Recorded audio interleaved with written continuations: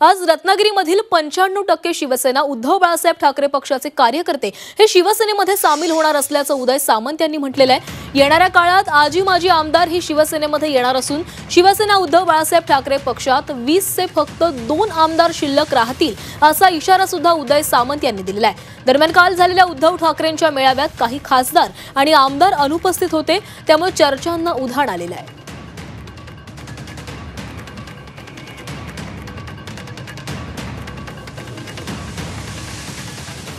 रत्नागिरीपासून उबाठाला खिंडारा पडायला सुरुवात होते आणि त्याचा पहिला ट्रेलर उद्या तुम्ही रत्नागिरीमध्ये बघाल। मी जे काल सांगितलं की 4 उबाठाचे आमदार, 5 काँग्रेसचे आमदार, 3 उबाठाचे खासदार, 10 माजी आमदार आणि असंख्य जिल्हा प्रमुख हे माननीय एकनाथ शिंदे साहेबांच्या नेतृत्वाखाली शिवसेनेमध्ये सामील होत आहेत।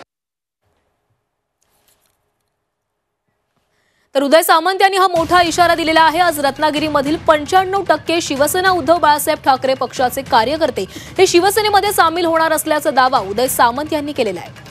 तर या संदर्भात अधिक बोलूयात आमचे प्रतिनिधी प्रणव पोळेकर आपल्यासोबत जोडले गेलेत। प्रणव, आज रत्नागिरीमध्ये शिवसेना उद्धव बाळासाहेब ठाकरे पक्षाला मोठा धक्का बसू शकतोय असा दावा उदय सामंत यांच्याकडून करण्यात आलेला आहे। त्यातलं महत्त्वाचं नाव म्हणजे राजन साळवी हे देखील शिवसेनेमध्ये प्रवेश करू शकतात असं बोललं जातं आणि काही वेळापूर्वीच राजन साळवी यांची देखील प्रतिक्रिया आलेली होती की मला मतदारसंघ मजबूत करायचा आहे। नेमका अर्थ कसा लावायचा? आज राजन साळवी खऱ्या अर्थानं प्रवेश करतायत का?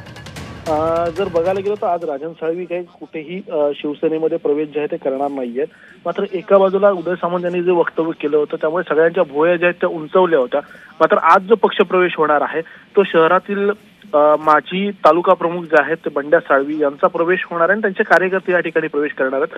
मात्र राजन साळवी हे कुठेही जाणार नाहीयेत। त्यांनी स्पष्ट भूमिका जी आहे ती आपली सांगितलेली आहे। मी माझ्या मतदारसंघात चाललेलो आहे, माझा मतदारसंघ मजबूत करण्याच्या दृष्टीने मी प्रयत्न करतोय, त्यामुळे मी कुठेही शिवसेनेत जात आहे ना कुठे अजून कुठल्या पक्षात जात आहे अशा पद्धतीची वक्तव्य जे आहे ते राजन साळवी यांनी केलेलं आहे। नक्कीच प्रणव, धन्यवाद तुम्ही दिलेल्या सविस्तर माहितीसाठी।